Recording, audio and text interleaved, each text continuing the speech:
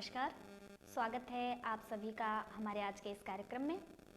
जैसा कि किसी भी लाइव से पहले मैं एक पोस्ट डाल देती हूँ कि ये जो आने वाला लाइव होगा वो किस बारे में होगा।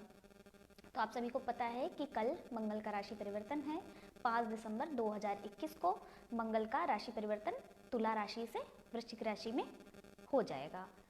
तो मंगल की अपनी ही राशि है वृश्चिक। मेष और वृश्चिक दो राशियों के मंगल स्वामी होते हैं। मंगल को सेनापति माना गया है। इसके साथ ही मंगल रक्त के मज्जा के लिए मतलब उस पर उनका स्वामित्व होता है। और भी जीवन के जो ऐसे पहलू हैं जो साहस से जुड़े हुए हैं, युद्ध से जुड़े हुए हैं, या किसी भी प्रकार के हम एक तरह से कहें कि क्रांति से जुड़े हुए हैं, वो कहीं ना कहीं मंगल के कारकत्व में मंगल का अधिकार उन चीज़ों पर होता है। जो भी चीज़ें बहुत उत्तेजित करने वाली होती हैं उन पे अधिकांश मंगल का अधिकार होता है, जैसे कि क्रोध। तो मंगल एक ऐसा ग्रह है जिसके बिना हम पराक्रम में बहुत पीछे रह सकते हैं अगर मंगल कमज़ोर होता है तो वर्तमान समय में मंगल अपनी राशि में आया है तो कोई भी ऐसा ग्रह जो इतना विशेष हो, जिसके पास 3 दृष्टियां हैं, ऐसे कम ही ग्रह हैं जिनके पास विशेष दृष्टियां हैं। तो मंगल का अपनी राशि में आना एक विशेष परिवर्तन है जो सभी राशियों के लिए कुछ न कुछ विशेष फल लेकर के आएगा। तो सबसे पहले हम बात करेंगे मेष राशि वाले जातकों के बारे में। मेष राशि वाले जातकों के लिए तो मंगल लग्नेश ही होते हैं। लग्नेश और अष्टमेश होकर के अष्टम भाव में वर्तमान समय में गोचर करेंगे। तो ऐसा माना जाता है कि कोई भी ग्रह जब अपनी एक राशि में होता है तो अपनी दूसरी राशि को बलवान करता है, यानी कि मेष राशि वाले जातकों को लग्न से संबंधित फायदा होगा। अर्थात जो लोग राजनीति में हैं या किसी तरह की जो एंकरिंग के फील्ड में हैं, इस तरह के लोग हैं, न्यूज़ रिपोर्टर हैं, इनको इनके जो व्यक्तित्व में एक विशेष प्रभाव की वृद्धि इस दौरान देखी जा सकती है। हालांकि मंगल का जो गोचर होता है वो 45 दिन के लिए ही किसी एक राशि में होता है, लेकिन फिर भी इसका गोचर बहुत विशेष होता है। मैं सभी ग्रहों के गोचर को आमतौर पे चर्चा में नहीं करती, प्रयास करती हूँ कि मंगल के राशि परिवर्तन पे चर्चा विशेष की जाए, क्योंकि गुरु और शनि की तरह मंगल के पास भी एक सप्तम जो दृष्टि से ग्रह देखते हैं, इनके अलावा 2 विशेष दृष्टियां मंगल के पास हैं। एक चतुर्थ और एक अष्टम विशेष दृष्टि मंगल के पास है। तो मंगल एक विशेष ग्रह है, इसके बारे में चर्चा करना बहुत आवश्यक है, इसलिए आज हम ये कार्यक्रम हम कर रहे हैं। तो मेष राशि वाले जातकों को अष्टमस्थ मंगल से काफ़ी लाभ होगा। व्यक्तित्व में उनके काफ़ी निखार आएगा। उनका समाज पर उनका प्रभुत्व और प्रभाव बढ़ेगा। जहाँ कहीं भी वो बोलेंगे वहाँ उनकी बात का बहुत दबदबा होगा, उनकी वाणी प्रभावशाली हो जाएगी। तो बहुत अच्छा एक तरह से फल देखने में आएगा मेष राशि वाले जातकों के लिए। थोड़ी सी चिंता की बात यह है कि अष्टम भाव से मंगल जब संबंध बनाएंगे तो कहीं ना कहीं चोट चपेट, खरोंच या आग से भी अगर सावधानी नहीं रखेंगे तो जलने की संभावना बढ़ जाएगी। तो आकस्मिक दुर्घटना की संभावना इस मंगल से तो आएगी ही आएगी। इसके साथ ही आकस्मिक धन लाभ की भी संभावनाएं यहाँ पे अष्टम भाव में बैठे हुए मंगल से आएंगी, यानी कि आकस्मिक धन लाभ हो सकता है, यात्राएं हो सकती हैं। परिवार और कुटुंबियों से यदि कोई मतभेद पहले था तो वो अभी मतभेद वो मिट जाएगा। इसके साथ ही भाई बहनों के साथ कुछ अच्छा होने की संभावना भी रहेगी, क्योंकि अष्टम दृष्टि से तृतीय भाव को देखता है। संबंधों में थोड़ी दिक्कत आ सकती है, भाई बहनों से थोड़ा मतभेद हो सकता है, लेकिन उनकी तरफ से कोई अच्छी खबर यानी उनके कुछ अच्छा हो सकता है। इसके अलावा अपने संबंध को यदि आप बरकरार रख लेते हैं, अपने संबंध को यदि आप बचा लेते हैं तो उनके लिए कुछ अच्छा हो सकता है। इसके साथ ही यहाँ पे बैठे हुए मंगल की जो एक दृष्टि है, चतुर्थ दृष्टि, द्वादश भाव पे पड़ने से यात्राएं होने की, आकस्मिक यात्राएं होने की संभावना बहुत अधिक बढ़ जाएगी। किंतु शैया में हो सकता है सोने में कुछ दिक्कत महसूस हो, यानी निद्रा किसी तरह का निद्रा में विघ्न आपको महसूस हो सकता है इस दौरान। लेकिन मेष राशि वाले जातकों के लिए कुल मिलाकर के यह गोचर अत्यंत ही शुभ फल लेकर के आएगा। आगे हम बात करेंगे वृषभ राशि वाले जातकों के लिए। तो वृषभ राशि वाले जातकों के लिए एक तो मंगल सप्तमेश होते हैं, दूसरा द्वादशेश होते हैं। सप्तम भाव को मारक भाव कहा जाता है, वहाँ पे वर्तमान समय मंगल गोचर कर रहे हैं, लेकिन चूंकि मंगल यहाँ पे सप्तम भाव में बैठ करके अपनी ही राशि में गोचर कर रहे हैं, इसलिए यहाँ पे बैठ करके ये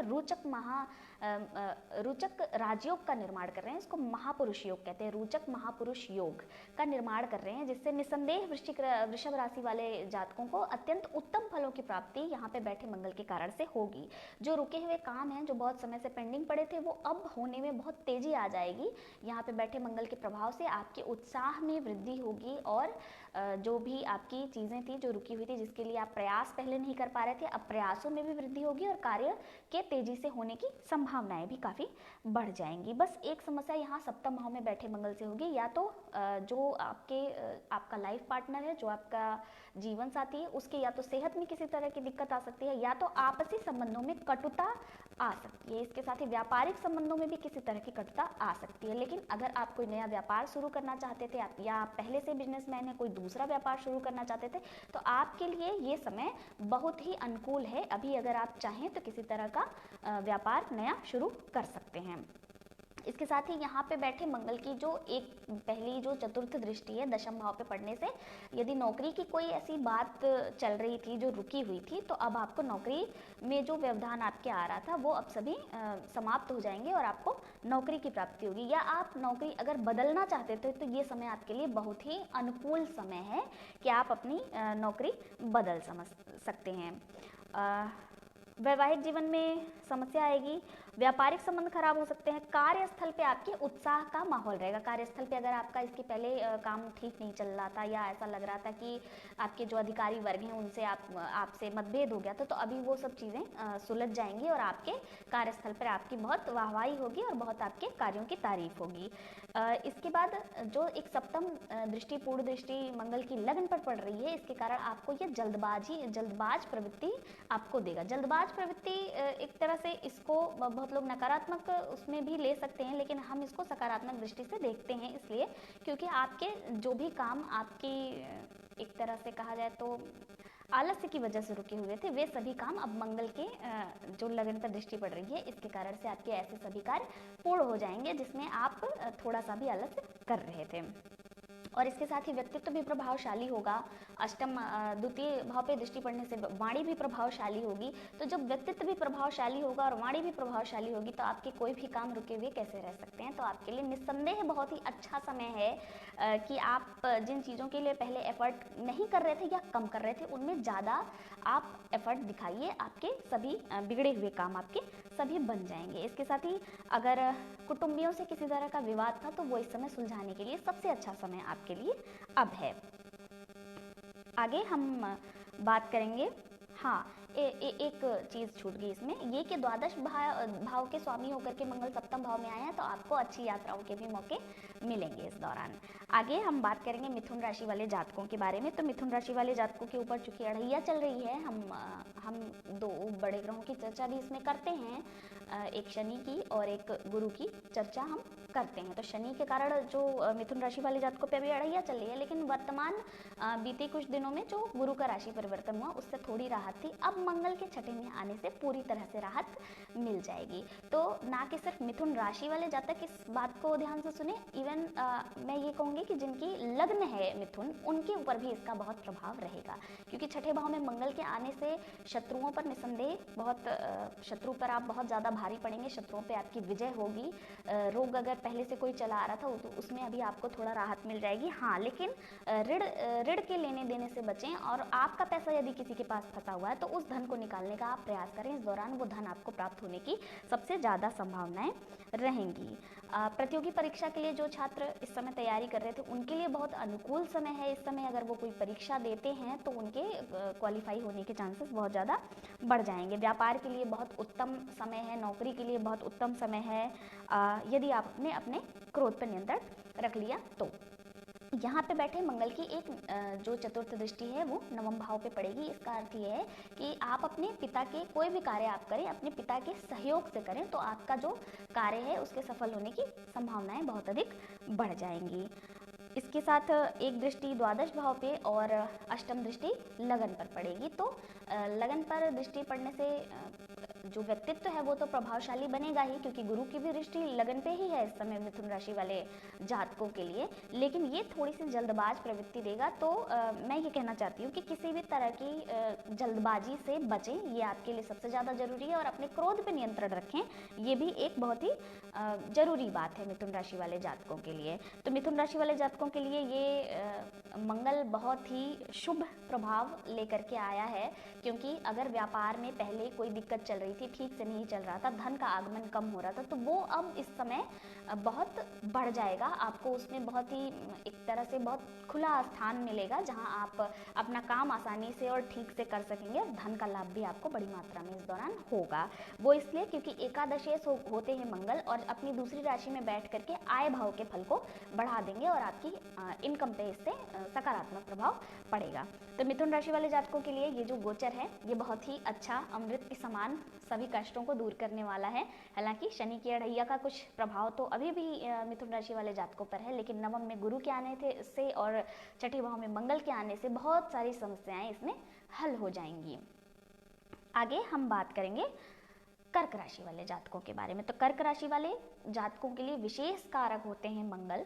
कर्क राशि वाले जातकों के लिए पंचमेश होते हैं और दशमेश होते हैं। पंचमेश और दशमेश होकर के विशेष कारकत्व इनको प्राप्त है, और ऐसा कारग्रह अपनी ही राशि में पंचम भाव में आकर के बैठ गया है। लेकिन कर्क राशि वाले जातकों के लिए एक महत्वपूर्ण बात यह है कि उनके पंचम में पहले से ही केतु बैठा हुआ है, इसके साथ ही उनके सप्तम भाव में शनि बैठा हुआ है, और गुरु भी अब सप्तम से निकल करके अष्टम भाव में चला गया है। तो थोड़ी दिक्कतें तो पहले से ही कर्क राशि वाले जातकों के लिए थी, क्योंकि उनके सभी बनते हुए कामों में बहुत देरी और अड़चन आ रही थी। अब इससे मैं ये कह सकती हूँ कि थोड़ी राहत तो मिल जाएगी, क्योंकि यहाँ से मंगल की एक दृष्टि अष्टम भाव पर, एक दृष्टि एकादश भाव पर, एक दृष्टि द्वादश भाव पे पड़ेगी। तो जो रुके हुए आपके, कहीं आपका पैसा रुका हुआ था, वो आपको मिलने की संभावनाएं बहुत अधिक बढ़ जाएंगी। जो बच्चे रिसर्च के लिए किसी तरह की तैयारी कर रहे थे, नेट जेआरएफ निकालने के लिए तैयारी कर रहे थे, उनको इस समय विशेष राहत मिलेगी। हो सकता है उनकी परीक्षा क्वालिफाई हो जाए, उनका नेट या जेआरएफ में कहीं हो नहीं रहा था, उनको वहाँ पे कहीं कॉलेज या कोई यूनिवर्सिटी मिल जाए, तो उसके लिए ये समय बहुत अच्छा है। या जिन लोगों का रिसर्च वर्क धीरे धीरे आगे बढ़ रहा था, उनके रिसर्च वर्क में इस समय काफ़ी तेजी आ जाएगी। जो दूसरी दृष्टि है आय भाव पे पड़ रही है, इससे इनकम के बहुत सारे स्रोत मिलते हुए इस समय अब नजर आएंगे, और इनकम अच्छी हो जाएगी। और एक जो दृष्टि द्वादश भाव पे पड़ रही है, इससे यात्रा के अवसर तो मिलेंगे, लेकिन फालतू के खर्च भी बहुत अधिक होंगे। अब पंचम भाव में आए हुए मंगल और केतु का एक साथ क्या नकारात्मक प्रभाव कर्क राशि वाले लोगों पर होगा, ये हम जान लेते हैं। एक तो खाने पीने की तीखी चटपटी चीज़ें प्राप्त होंगी, जो सकारात्मक लग सकता है लेकिन है नहीं, क्योंकि जब आप इस तरह की चीज़ों का सेवन करेंगे तो आपके पेट में तकलीफ मंगल उत्पन्न कर देगा। पंचम भाव में आया हुआ मंगल हमेशा पेट में दिक्कत पैदा करता है। इसके साथ ही यदि कोई गर्भवती स्त्री है तो उसके गर्भ को भी नुकसान करने में बहुत ज़्यादा इसका बहुत हो सकता है कि गर्भ नष्ट हो जाए। संतान अगर आपके पास है तो हो सकता है संतान की तबीयत खराब हो जाए, या उसका पढ़ाई में मन न लग रहा हो जिसको देख करके आपको परेशानी हो जाए। विद्या, अगर जो ऐसे बच्चे हैं जो हाई स्कूल इंटर में हैं, जिन्होंने अभी अपने विद्या का पूरी तरह से निर्धारण किया नहीं है शिक्षा का कि मुझे कौन से फील्ड में जाना है, उनके लिए भ्रम की स्थिति पैदा करने का कारण ये मंगल बनेगा। इसके साथ ही जो लोग प्रेम संबंधों में हैं, उनके प्रेम संबंधों में खटास या अलगाव होने की समस्या का कारण ये मंगल बनेगा। तो ये मंगल जहाँ की कर्क राशि वालों के लिए कुछ काफ़ी अच्छे फल भी हैं इसके, क्योंकि ये कारक ग्रह है, लेकिन इसके साथ ही केतु के साथ आने की वजह से ये कहीं ना कहीं दिक्कत खड़ी करेगा। तो कर्क राशि वाले जातकों के लिए मेरा ये मानना है कि बजरंगबली का दर्शन करें, मंदिर का फेरा लगाया करें, इससे काफ़ी हद तक समस्या कम हो जाएगी। आगे हम बात करेंगे सिंह राशि वाले जातकों के लिए। तो सिंह राशि वाले जातकों के लिए भी मंगल अत्यंत कारक होते हैं, अत्यंत कारक होते हैं, क्योंकि ये चतुर्थेश और नवमेश होते हैं, तो इन्हें किसी तरह का दोष नहीं लगता। ये दोनों ही एक केंद्र और एक त्रिकोण के स्वामी होकर के अत्यंत बलवान स्थिति पैदा करते हैं अपने सिंह राशि में। लेकिन चतुर्थ मंगल को थोड़ा कमजोर माना जाता है, क्योंकि वो उसकी दिशा नहीं है, वहाँ वो दिग्बली नहीं होते।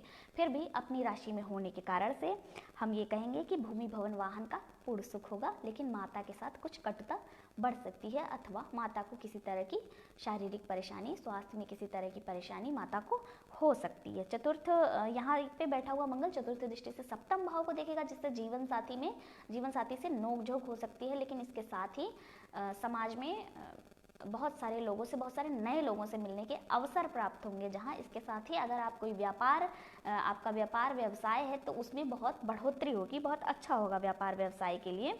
यहाँ पे बैठे मंगल की 7वीं दृष्टि आपके 10वें भाव पे जाती है। तो मंगल यहाँ से आपके नौकरी का विचार किया जाता है। नौकरी अगर आपको नहीं मिल रही थी या नौकरी में आप कोई ट्रांसफ़र चाहते थे, कोई प्रमोशन चाहते थे, तो इस दौरान उसके होने की सकारात्मक उसमें होने की बहुत ज़्यादा संभावनाएं बढ़ जाएंगी। यहाँ पे बैठे हुए मंगल जो 10वें भाव में देखेंगे तो आपकी अगर कोई नौकरी ऐसी अटक गई थी, चाहे वो सरकारी हो या प्राइवेट हो, वो अब आपके लिए रास्ते खुल जाएंगे और आपको मिल जाएंगे। अगर अधिकारियों का सहयोग आपको कार्यस्थल पे नहीं मिल रहा था तो वो भी अब मिलने लगेगा, क्योंकि ये बहुत ही अच्छा एक तरह से अपनी राशि में बैठ करके दशम को देख रहा है, तो इससे बहुत ही सकारात्मक प्रभाव वहाँ पे पड़ेगा। एक जो अष्टम दृष्टि एकादश भाव पे पड़ रही है, इससे आय के एकाधिक स्रोत बनेंगे और आपका कहीं कोई धन अगर फंस गया था तो वो मिलने की संभावनाएं अब बहुत अधिक बढ़ जाएंगी। कहीं यात्रा हो सकती है और आपके अधिकारी वर्ग इस समय आपका पूरी तरह से साथ देंगे। तो अगर आप इस दौरान कुछ ऐसा करना चाहते हैं जिसमें हमें सहयोग की आवश्यकता हो आपको, तो आप के लिए रास्ते खुले हुए हैं। आप जैसा चाहें वैसा करें, आपके लिए सब सकारात्मक ही है। तो सिंह राशि वाले जातकों के लिए ये गोचर अत्यंत उत्तम फल लेकर के आ रहा है, बहुत ही अच्छा है सिंह राशि वाले जातकों के लिए। मुझे नहीं लगता कि किसी उपाय की ज़रूरत है। आगे हम बात करेंगे कन्या राशि वाले जातकों के लिए।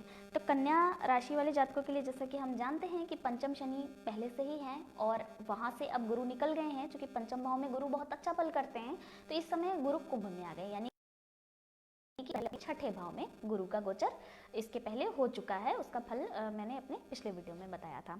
तो अब कन्या राशि वाले जातकों के तृतीय भाव में मंगल आ गए, तो तृतीय भाव में मंगल को विशेष कारक माना जाता है। तो यहाँ पे बैठा हुआ मंगल पराक्रम में बहुत ही अधिक वृद्धि करेगा, पराक्रम में वृद्धि करेगा। इसके साथ ही शत्रुओं का नाश होगा।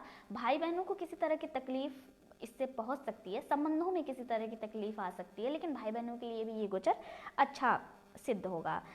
यहाँ पे बैठे मंगल की जो चतुर्थ दृष्टि है वो 6ठे भाव पे पड़ने से रोग, रिपु और ऋण में राहत मिल जाएगी। कोई मुकदमा चल रहा था, कोई ऐसी परेशानी चल रही थी, तो मुकदमा वगैरह अगर जो अब एक्टिव होगा तो उसके जीतने की संभावनाएं आपकी बढ़ जाएंगी। इसके साथ ही प्रतियोगी परीक्षाओं में आपको सफलता मिलने की संभावनाएं बहुत अधिक बढ़ जाएंगी यहाँ से। तो आगे यहाँ पे बैठा हुआ मंगल जो 9वें भाव पे इसकी दृष्टि पड़ेगी, तो जिससे भाग्य का आपको बहुत अधिक सहयोग मिलने लगेगा।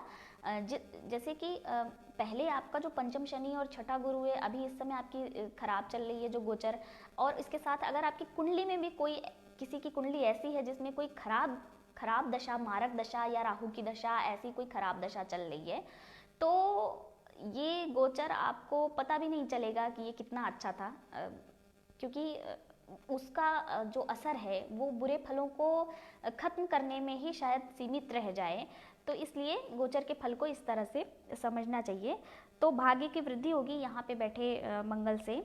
इसके साथ ही कार्यस्थल पर उत्साह रहेगा, क्योंकि मंगल की एक अष्टम दृष्टि 10वें भाव पे पड़ रही है। स्वास्थ्य में आकस्मिक किसी तरह की परेशानी हो सकती है। तो कन्या राशि वाले जातकों के लिए इस जो गोचर है, इस गोचर को मैं अच्छा देख सकती हूँ, अच्छा देख रही हूँ। मुझे लगता है कि कन्या राशि वाले जातकों के लिए एक अष्टम भाव का स्वामी है मंगल, इसलिए अष्टम भाव का असर थोड़ा सा यहाँ बढ़ जाएगा, क्योंकि वो अपनी ही राशि में तृतीय भाव में बैठा हुआ है। तो आकस्मिक चोट चपेट और दुर्घटना की संभावना इससे बढ़ सकती है। तंत्र मंत्र, जादू टोना, या अगर इसी के रिसर्च फील्ड के विद्यार्थी हैं तब तो आपके लिए बहुत अच्छा है, क्योंकि अष्टम का जब फल बढ़ेगा तो आपको रहस्य की चीज़ों में बहुत रुचि हो जाएगी, तो आपके लिए अच्छा ही अच्छा होगा। बस मेरा कहने का मैं ये कहना चाहती हूँ कि कुछ लोगों को ऐसा लगता है कि गोचर का फल बहुत कम होता है या नहीं होता है, या बहुत सारे लोगों को पता ही नहीं चलता कि मेरे गोचर का फल अच्छा था लेकिन पता नहीं चला कि कुछ अच्छा था।